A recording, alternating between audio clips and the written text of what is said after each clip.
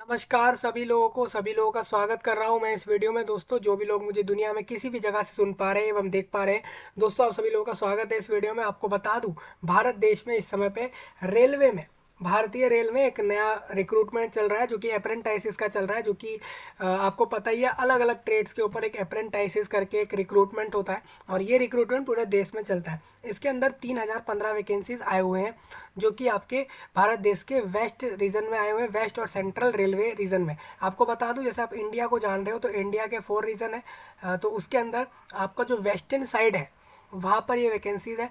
जैसे आप देखोगे, ये नॉर्थ है, ये साउथ है, ये ईस्ट है और ये वेस्ट। तो आपका जो है वेस्ट और प्लस ये सेंट्रल रेलवे, मतलब इधर कहीं एरिया जितने भी आ रहे हैं देश के, उसके उस वहाँ पे ये रिक्रूटमेंट चल रहा है। ठीक है, तो आपको बता देता हूँ दोस्तों, यहाँ पर वैकेंसीज कितनी आई हुई हैं। यहाँ पर आप ध्यान से सुने, 3015 वैकेंसीज अप्रेंटाइसिस की दी गई हैं अलग अलग ट्रेड पर। भारतीय रेलवे ये कह रहा है कि हमें जो है 3015 लोग हमें अप्रेंटाइसिस के तौर पर रिक्रूट करने हैं हमारे वेस्टर्न रीजन के अंदर, जो कि जहाँ पर हमारा मध्य प्रदेश राज्य आ रहा है और राजस्थान। ये देखिए, और भी रीजन है वहाँ पर वेस्टर्न साइड में, लेकिन ये 2 से 3 राज्यों में ये वैकेंसीज दी गई हैं।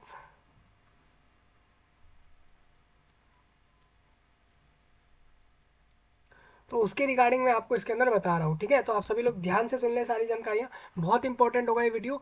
आपको बता दूँ, 3015 वैकेंसी दिए गए। इससे जितनी वैकेंसी दी गई, ऑल इंडिया लोग फॉर्म भर रहे हैं इसमें, यानी कि पूरे देश से लोगों से फॉर्म भरवाए जा रहे हैं। चाहे आप किसी भी जगह रह रहे हो भारत देश में, हमारा मान लीजिए आप हरियाणा में रहते हो, उत्तर प्रदेश में रहते हो, हिमाचल प्रदेश में, आंध्र प्रदेश में, बिहार में, वेस्ट बंगाल में, तो आप सभी लोग इसमें फॉर्म भर सकते हो क्योंकि आप सभी के लिए फॉर्म रहेंगे। ठीक है,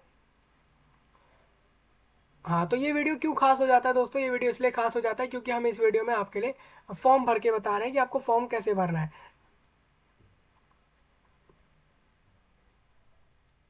क्योंकि लोगों को नोटिफिकेशन का तो जानकारी पता होता ही है, लेकिन फॉर्म के बारे में भी मैंने ऐसे देखा, रिव्यू देखे, बहुत सारे ऐसे लोगों के आ रहे हैं, लोग कह रहे हैं कि फॉर्म भर के बता दो, तो आपके लिए वीडियो पूरा फॉर्म के लिए रहेगा। ठीक है भाई। हाँ, इस वीडियो में टोटली ये रहेगा कि कैसे आपको फॉर्म भर के अप्लाई करना है। ऑल इंडिया बेस में आप कहीं भी पूरे देश से फॉर्म भर सकते हो। अगर आप सिटीजन ऑफ इंडिया हो, आप लोग इस रिक्रूटमेंट में फॉर्म भर सकते हो। 3015 वैकेंसीज निकाली गई हैं और इसमें जो है ट्रेड्स के लोगों को ले रहे हैं। यहाँ पर आपको बता दूं, अलग अलग ट्रेड्स हैं यहाँ पर। एक फिटर है, एक इलेक्ट्रीशियन है, एक पेंटर है, एक कारपेंटर है। अलग अलग पोस्टों पर रिक्रूटमेंट कर रहे हैं यहाँ पर भारतीय रेल में। और सभी को ये जॉब जो होंगी अप्रेंटाइसिस की होंगी, मतलब ये परमानेंट जॉब नहीं है। एक ट्रेनिंग पीरियड के लिए आप जाओगे, जॉब करोगे और उसके बाद आपका ट्रेनिंग खत्म होती ही बस आपका वहाँ पे जॉब खत्म हो जाएगा। इस तरीके से सब रहेगा। नोटिफिकेशन आपको लेके चलता हूँ एक बार नोटिफिकेशन की तरफ। 15 दिसंबर से फॉर्म चालू है, 14 जनवरी, यानी अभी भी आपके पास 2 वीक है। अगर आप शेयर करोगे जानकारी को तो लोगों तक जल्दी पहुंचेगा और लोग जल्दी जल्दी फॉर्म भर देंगे।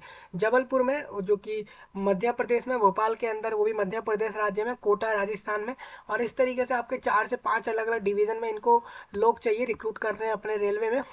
जिसके लिए आप सारी चीज़ें देख सकते हो। 15 से 24 एज के बीच वाले लोग फॉर्म भर सकते हैं। बाकी सारी चीज़ें यहाँ पर दी गई हैं, आप सारी चीज़ें यहाँ से रीड कर सकते हो। फॉर्म की फीस 100 रुपीज़ है, प्लस 36 रुपीज़ प्रोसेसिंग चार्ज है। आपको बता दूँ, अगर आप रिजर्व कैंडिडेट हो या फिर महिलाएं हो, चाहे वो किसी भी कैटेगरी की, तो आपको सिर्फ 36 रुपये पे करने हैं। ठीक है, अब मैं आपको एक चीज़ और बता दूं, यहाँ पर आप लोगों को अगर ये देखना है कि कैसे कैसे जो है किस किस पोस्ट पर या किस किस ट्रेड पर, किस डिवीजन में, किस कैटेगरी में क्या क्या वैकेंसीज है, आप यहाँ से पूरा देख सकते हो। पूरा टेबल आपका दिया गया है और ये आपके कास्ट के फॉर्म हो जाएंगे। और रही बात इस नोटिफिकेशन को एक एक चीज़ डिस्कस करने की डिटेल्ड में, उसके लिए वीडियो बता दिया गया है। आप उस वीडियो को वहाँ से जाकर देख लो, वो चैनल पर आपको मिल जाएगा। ठीक है, चलिए हम फॉर्म भरने की तरफ बढ़ रहे हैं। न्यू रजिस्ट्रेशन पे क्लिक करेंगे। हम बिल्कुल एक नए कैंडिडेट के तौर पर फॉर्म भरने जा रहे हैं। अब आप देख रहे हो जैसा कि कारपेंटर।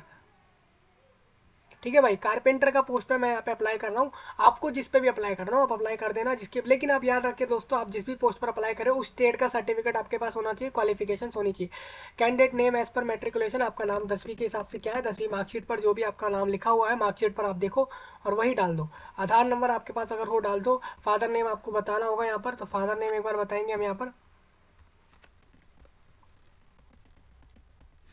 ठीक है, अब मदर नेम पूछ रहे हैं तो मदर नेम भी बताएंगे हम यहाँ पर।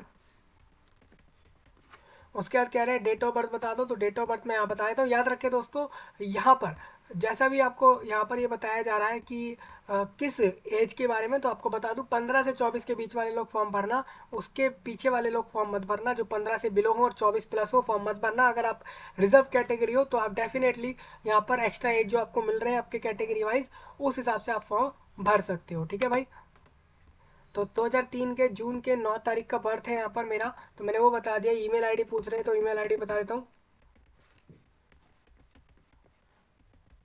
जैसा कि आप देख रहे हो यहाँ पर ईमेल आईडी बता दिया है। अब ये पूछ रहे हैं रिलीजन बता दो, अपना धर्म बता दो भाई, हिंदू हो, जैन हो, मुस्लिम हो, क्रिश्चियन हो, या फिर बुद्धा हो, सिखा, या फिर पारसी, यहूदी, आप इनमें से क्या हो। अगर आप इनमें से कोई भी नहीं हो तो आप नन करना, या फिर आपको नहीं बताना है तो भी आप नन कर सकते हो। ठीक है, आगे चलते हैं थोड़ा। इसमें मोबाइल नंबर मांग रहे हैं तो मोबाइल नंबर एक बार बता देते हैं।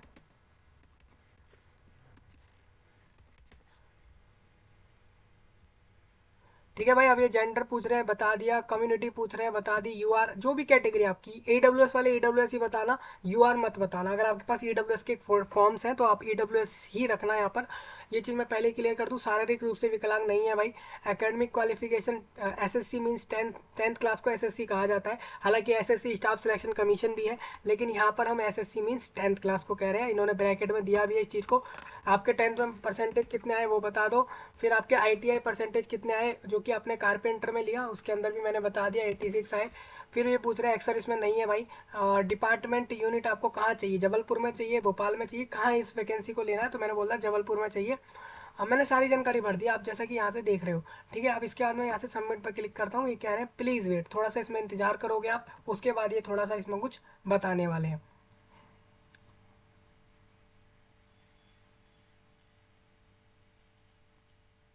एक चीज़ याद रखिएगा दोस्तों, आप इसमें एंटर वैलिड आधार नंबर, ये आपसे आधार नंबर मांगेंगे ही। इन्होंने कह दिया है कि आप आधार नंबर दो। हालांकि इसमें आप देखोगे रेड नहीं था मार्क, बाकी चीज़ों पर रेड मार्क था, तो हमने उसको जरूर फिल करा है। आधार नंबर मांग रहे हैं तो हम एक बार आधार नंबर जरूर यहाँ से देंगे।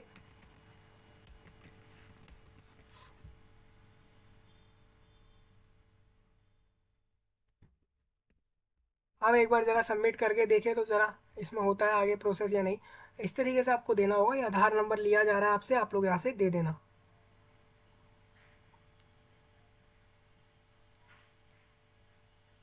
आप देखो कह रहे हैं कि आपका यूज़र आईडी और पासवर्ड जो है वो आपके registered mobile number email ID पर सेंड करा गया है। तो एक बार हम उसको देखते हैं।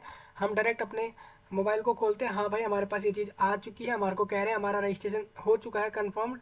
ये कह रहे हैं ITI ट्रेड 09। ठीक है, इन्होंने एक रजिस्टर यूज़र आईडी मेरे को दिया है, वो मैं यहाँ पर डाल दूंगा।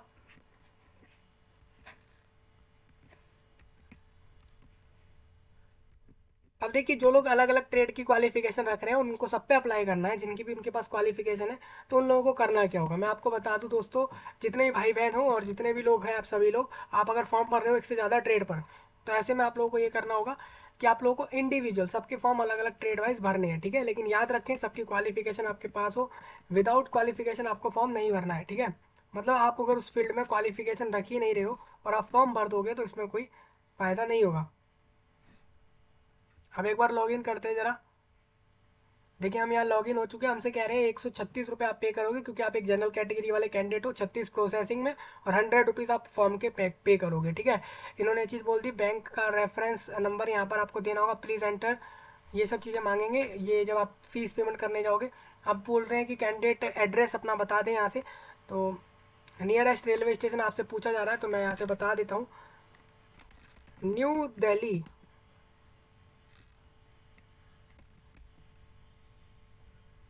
न्यू दिल्ली रेलवे है यहाँ पर नज़दीक में। जो भी आपके पास हो दोस्तों, आपके एड्रेस मतलब जहाँ आप रहते हो वहाँ से जो भी स्टेशन पास हो वो आपको बताना है। फिर ये पूछेंगे आपसे आपका एड्रेस, तो एड्रेस एक बार यहाँ से हम बताएंगे। A14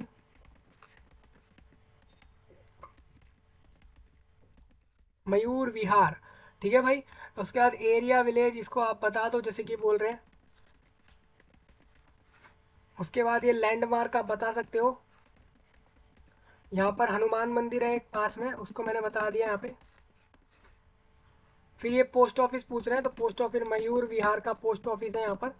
तो वो मैंने बता दिया। ठीक है, तो भाई इस तरीके से आपको जानकारियाँ देनी है। आपको देखिए ये चीज़ें मांगेंगे आपसे, आपको सारी चीज़ें देनी होंगी। ठीक है, पिन कोड आपसे पूछा जा रहा है तो 110063 ये यहाँ का पिन कोड हो जाएगा। कंट्री इंडिया और स्टेट यहाँ पर दिल्ली। देखिए ऑटोमेटिक वहाँ पे दिल्ली आ गया, पिन कोड से इन्होंने उठा लिया डिटेल। और मयूर विहार और न्यू दिल्ली की वजह से भी इन्होंने इस चीज़ को उठा लिया है। ये डिस्ट्रिक्ट यहाँ पर वेस्ट दिल्ली आएगा, क्योंकि यहाँ पर वेस्ट दिल्ली जो है यहाँ पर जिला है मयूर विहार में। ठीक है भाई, बहुत सारी डिटेल भाई रेलवे के पास तो वैसे ही बहुत सारा डेटा है, क्योंकि रेलवे ही, आप अगर देखोगे पूरे इंडिया में रेलवे बहुत तगड़े अमाउंट में ऑपरेट कर रहा है, बहुत बड़े स्केल पर। इस वजह से इनके पास बहुत सी डिटेल होती हैं, इसलिए वहाँ से भी इस चीज़ को बता पाते हैं। 10th क्लास सीबीएसई बोर्ड से करी भाई यहाँ पर। और 10th कह रहे हैं आपके मार्क्स कितने आए टोटल में से, आपको जैसे आउट ऑफ अंक, कुल अंक 10 में से आपको 10, मान लीजिए आपके 10 में से मार्क्स पूछे जा रहे हैं, तो आपको बताने कि 10 में से आपके कितने मार्क्स आए। तो मैंने बता दिए। फिर ये पूछ रहे आईटीआई मार्क्स आपके कितने आए टोटल में से, वो आपको बताने हैं। तो मैंने यहाँ से बता दिया है कि ये यहाँ पर 9 है, और यहाँ पर मेरे जो है 400 में से 300 367 मार्क्स आए, इन्होंने परसेंटेज यहाँ पे निकाल दिया। अब मैं आपको एक चीज़ और क्लियर कर दूँ दोस्तों, आपका आईटीआई सर्टिफिकेट के हो सकते हैं कि अलग अलग, मतलब कि कितने मार्क्स का एग्जाम हुए हो वो यहाँ पर क्लियर नहीं है। आपका हो सकता है 400 नंबर में हुए हो, 200 नंबर में हो, जो भी हुआ है वो आप यहाँ से बताओगे। फिर ये पूछेंगे आपसे कि एसएससी 10th क्लास का आपको बताओ कि आपने कौन से ईयर में पास करा, मतलब अपने अपने 10वीं क्लास को कौन से ईयर में पास करा। तो वो मैंने बता दिया भाई 2017 में पास कर दिया था। Name of the assessee board तो सीबीएसई बोर्ड बता दिया भाई। स्कूल पूछ रहे हैं तो स्कूल एक बार बताते हुए चलेंगे यहाँ पर।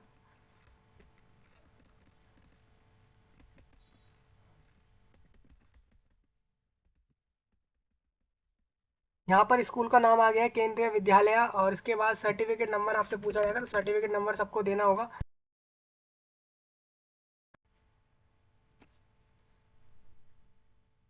उसके बाद ये बोलेंगे आईटीआई सर्टिफिकेट नंबर आपको बताना पड़ेगा कि आपके आईटीआई सर्टिफिकेट का नंबर क्या है, वो हमने यहाँ से बता दिया है। उसके आगे बोलेंगे नेम ऑफ द कॉलेज, किस किस जगह से किया आपने आईटीआई, तो मैंने बता दिया डीयू से करा है, दिल्ली यूनिवर्सिटी बोलते हैं उसको। और कब किया था, ये 2019 में कर लिया था मैंने। और अब ये डिसिप्लिन यहाँ पूछ रहे हैं, मतलब कि विवरण आप बताओ तो किस में किया, तो भाई यहाँ पर कारपेंटर में किया है, और ये कारपेंटर में ही मांगा जाएगा।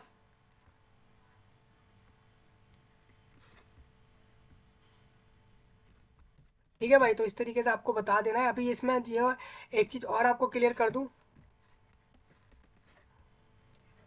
आगे चलते हैं दोस्तों। इसमें इसमें पूछ रहे हैं मार्क ऑफ आइडेंटिफिकेशन, आपका क्या कोई आइडेंटिफिकेशन मार्क है, कास्ट सर्टिफिकेट नंबर, जाति प्रमाण पत्र। तो भाई ऐसा मैंने कास्ट में मैं बताया नहीं है, तो इसको छोड़ देंगे ब्लैंक, और इन सारी चीज़ों को ब्लैंक छोड़ते हुए चलेंगे। 10वीं की मार्कशीट आपको यहाँ अपलोड करनी पड़ेगी, तो एक बार हम यहाँ से चले जाएंगे डॉक्यूमेंट की साइड में, और यहाँ से हम एक बार ऐसे करके उठाएंगे, और इस तरीके से डॉक्यूमेंट यहाँ पे अपलोड हो जाएगा। और इस तरीके से आपको सारे डॉक्यूमेंट अपलोड करने हैं यहाँ पर।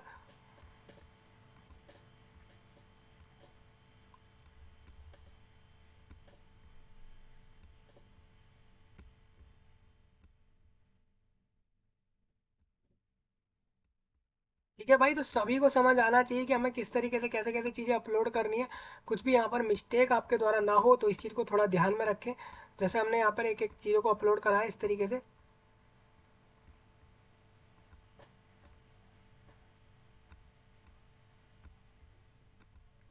ठीक है भाई, 10th का मार्कशीट मांगा जाएगा, सर पासिंग सर्टिफिकेट मांगा जाएगा, आईटीआई का सर्टिफिकेट मांगेंगे ये। फिर उसके बाद आपसे फ़ोटो और सिग्नेचर अपलोड करने को कहेंगे। उसके बाद कहेंगे एज प्रूफ सर्टिफिकेट में आप अपना यहाँ पर आधार कार्ड दे सकते हो। ठीक है, वैसे आप पैन कार्ड या कोई भी एक आईडी प्रूफ में दे सकते हो।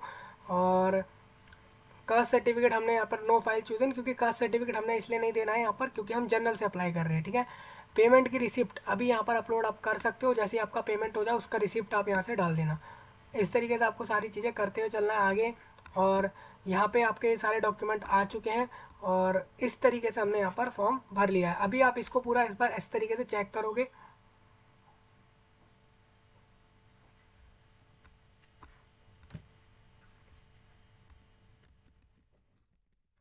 अब थोड़ा आगे चलें, इसमें तो हमने देखा कि भाई हमने सारी डिटेल्स को भर लिया है अच्छे से।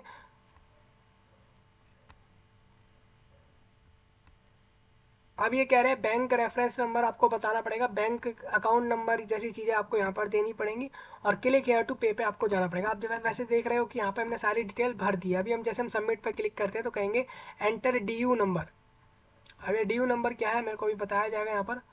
एंटर डी यू नंबर, आप देखो यहाँ पर आपको एक बैंक अकाउंट नंबर यहाँ पर बताना है, ठीक है, मैंने यहाँ पर बता दिया। और उसके बाद हम जरा फिर एक बार सबमिट पर क्लिक करेंगे तो कहेंगे एंटर आइडेंटिफिकेशन मार्क 1। तो यहाँ पर कोई भी ऐसा पहचान का नहीं है, तो मैंने उसको नील कर दिया है। और इसमें भी मैं यहाँ पर नील कर देता हूँ कि अगर आपके पास कोई ऐसा मार्क हो बॉडी पे तो उसके बारे में आपको बताना है। इनवैलिड एसएससी मार्कशीट कह रहे हैं कि आपने जो मार्कशीट दी 10th क्लास की वो इनवैलिड है। कैसे इन्होंने बता दिया, क्योंकि ये लोग एक्चुअल डेटा चेक कर लेते हैं, तो इस तरीके से आपको सारी जानकारी यहाँ पर भरनी है।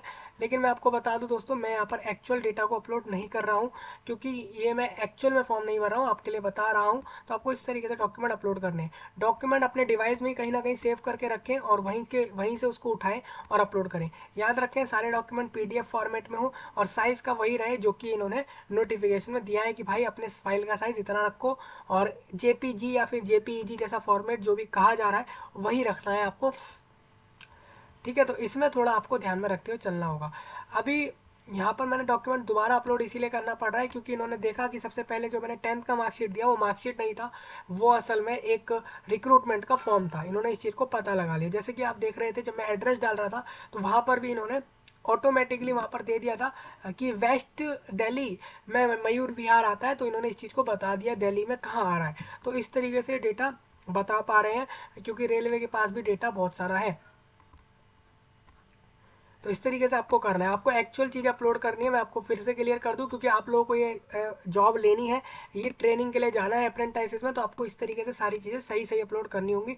जो कि आप यहाँ से फाइलें देख रहे हो वो आपको यहाँ पर दिख रही होंगी। टोटल अगर आपको बता दूँ तो यहाँ पर 6 और 2 8 है, और आप देखोगे कि यहाँ पर ये 6 फाइल ये हो गई और 4 फाइल और ये हो गई। आप कहोगे ये 4 फाइल, आपको बता दूं इसमें से 2 कास्ट फॉर्म है और एक डिसेबल्ड फॉर्म है जिसमें मैं नहीं आ रहा हूँ, तो इसलिए मेरे वो दोनों फॉर्म अपलोड नहीं होंगे। बाकी सारी चीज़ें मैंने यहाँ से अपलोड कर दी हैं। अब इसके आगे आप देखोगे तो मैं यहाँ से बोलूँगा अब सब कुछ हमारा हो चुका है।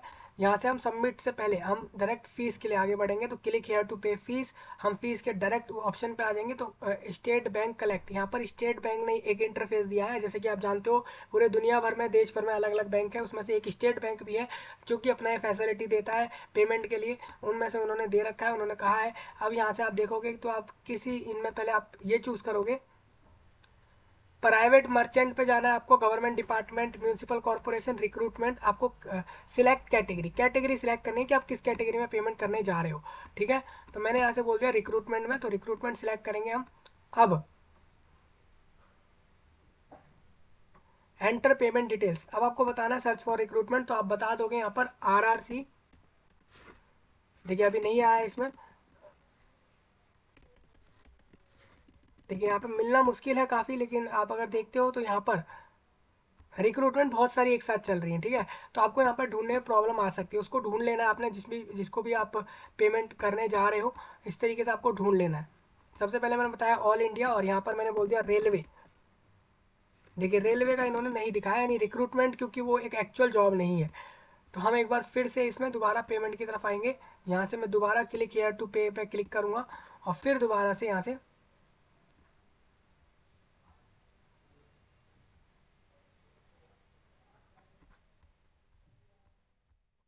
अदर इंस्टीट्यूशन पे एक बार क्लिक करते हैं दोस्तों, और यहाँ पर भी हम ढूंढेंगे तो यहाँ पर भी हमें रेलवे का ऑप्शन जहाँ पे मिलेगा वहीं से हमें पेमेंट करने के लिए आगे जाना है। देखिए रेलवे मैंने डाल दिया है, यहाँ पर मेरे को वो वाला ऑप्शन नहीं आ रहा जहाँ पर हमें पेमेंट करना है। तो आप देख रहे हो जैसा कि आपके सामने ही है कि यहाँ पर उस चीज़ का ऑप्शन नहीं दे रहे हैं। यहाँ पे अप्रेंटाइज एक बार लिखना है आप लोगों को, तो उसका भी ऑप्शन यहाँ पर हमें नहीं मिल रहा है। तो दोबारा से हम इधर आते हैं।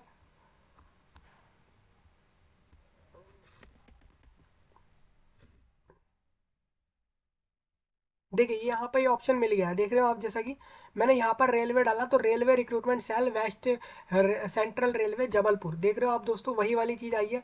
हमें इसी जगह पेमेंट करना है, ठीक है। तो आपको इस तरीके से सिलेक्ट कर लेना है, आप बिल्कुल सही जा रहे हो। आपको इस तरीके से यहाँ पे आ जाना है सिलेक्ट करने पेमेंट के लिए, और इसके बाद आपको यहाँ पर पेमेंट कैटेगरी बताना होगा। कैटेगरी में आपसे जैसे पूछा जाएगा फीस फॉर जनरल ओबीसी और ईडब्ल्यूएस की, ठीक है, फीस फॉर एससी एसटी, और इस तरीके से आपको फीस भर देनी है। मैं थोड़ा इसमें और आपके लिए एक चीज़ और क्लियर कर दूँ। जैसे मैं इसको हटाता हूँ अभी और फिर दोबारा इधर आते हैं हम, और अब आपको दिखाता हूँ। यहाँ पर देखो जैसे कि लिखा है एप्लीकेशन और प्रोसेसिंग फीस फॉर अप्रेंटिसशिप के लिए आप दे रहे हो, ठीक है। रेलवे में अगर आप किसी जॉब का फॉर्म भर रहे होते तो वहाँ पर 500 रुपीज़ होते, और आप अगर रिजर्व होते तो 250 रुपये फॉर्म के लेते हैं वो रिक्रूटमेंट के लिए, चाहे वो एक परमानेंट जॉब में। लेकिन यहाँ पर ये एक अप्रेंटिस का है, तो आप इसको क्लिक कर लेना। उसके बाद आपको बताना पड़ेगा, कैंडिडेट को अपना नाम बताना होगा। ये सारे डिटेल आपसे मांगेंगे, डेट ऑफ बर्थ भी मांग लेंगे। डेट ऑफ बर्थ जो भी आपने फॉर्म में दी थी, जैसे मैंने यहाँ पर दी थी 2003 के जून की, जैसे कि आप देखोगे 2003 के जून की, एक बार मैं देख लूँ, मैंने शायद सेकंड तारीख दी थी। एक बार मेरे को यहाँ से मैच करना पड़ेगा कि मैंने डेट ऑफ बर्थ में क्या दिया था, और वही चीज़ें मेरे को यहाँ पर सेम सबमिट में करनी होंगी, ठीक है। बिल्कुल, जो आप फॉर्म में दे रहे थे वही सब। रजिस्ट्रेशन नंबर आपको याद ही होगा, जब मेरे को एक मैसेज पे एक रजिस्ट्रेशन नंबर आ गया था जिसके द्वारा मैं लॉगिन कर पाया था, तो वो रजिस्ट्रेशन नंबर जो भी था वो मैं एक बार फिर से मैसेज पे जाके देखूंगा। रजिस्ट्रेशन आईडी या नंबर आप जो भी उसको कह रहे हो वो यहाँ से आपको डालना है। जैसे आप डालोगे 23 60 50, और उसके बाद आपको डालना है आधार नंबर जो भी आपने फॉर्म में वहाँ दिया, मोबाइल नंबर दोगे आप। फिर डेट ऑफ डिपॉजिट, किस दिन आप जमा कर रहे हो फीस, तो आप जिस भी दिन, जैसे आज का डेट है, आप 31 दिसंबर 2023 डाल दोगे। ये देखिए आपका यहाँ से आ चुका है। और उसके बाद फी डिपॉजिट फॉर, आप किसके लिए कर रहे हो, अप्रेंटाइसिस के लिए कर रहे हो, जो कि अप्रेंटाइसिस एक्ट के अंदर आता है। एप्लीकेशन एंड प्रोसेसिंग फीस आपका 136 रुपये या 36 रुपये आपको बताना है, तो 136 है, ये आपको क्लियर करना है। रिमार्क आप कर सकते हो कि भाई हम इसमें अप्रेंटाइसिस कर सकते हो, उस पॉइंट को डाल सकते हो, नहीं तो छोड़ भी सकते हो। उसके बाद आपको एंटर योर डिटेल्स, अपनी डिटेल डालनी है, अपना नाम मोबाइल नंबर फिर से डालना है, डेट ऑफ बर्थ, और ये सारा चीज़ आपको भरना पड़ेगा। फिर I have read and agree करना पड़ेगा। एंटर द टैक्स, ये जो टैक्स लिखा है इसको आपको यहाँ पर लिख देना होगा। उसके बाद इमेज कैप्चा, देखिए ये चीज़ हो गई हमारी फिल। उसके बाद हम इसको नेक्स्ट पे जाएंगे, और इस तरीके से हमें यहाँ से पेमेंट करना होगा। पेमेंट के लिए बहुत सारा इसमें झमेला है, आप देखोगे। पेमेंट के लिए सारा डिटेल डलवाएंगे, उसके बाद ये पेमेंट की डिटेल को वेरीफाई आपके द्वारा करा रहे हैं कि हाँ भाई चेक कर लो सारी डिटेल सही है कि नहीं। उसके बाद ये आपसे कंप्लीट पेमेंट करा लेंगे, मतलब कि वहाँ से पेमेंट आप कर दोगे 136 रुपीज़ या फिर 36, जिसको भी जितनी करनी होगी।